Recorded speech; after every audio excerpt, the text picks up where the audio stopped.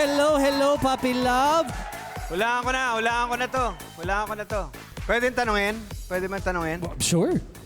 At any point, ako ba naka-duet mo na? One time po, nagkaroon ako ng chance na makaduet si Sir Jano. So nakasama ni Sir Jano one time.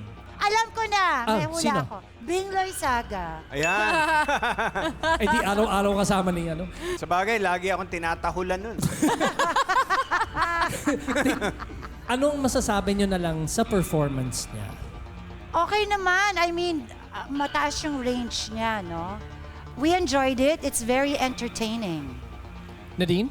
Ako, I liked it. Sobrang distinct yung boses niya. Actually, kami, pag wala kaming maisip based off dun sa clues, nagbe-base kami sa boses eh. Kaso lang, pag narinig mo na, Familiar. usually familiar siya eh.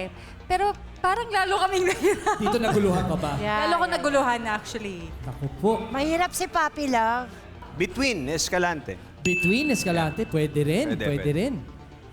Arthur, ikaw? Performance-wise, sobrang nag-enjoy po kaming lahat dito. Nag-uusap kami talaga kasi sabi namin sa clues kanina, hulaan na lang natin pag kumanta na. Binabasin nyo na lang sa voice. Sa Pero voice. Hindi hirap. ka rin magkatugma sa mga, okay. Isa pa, bibigay pa ako isang pangalan. Pwede. Sure. Cheryl Cruz.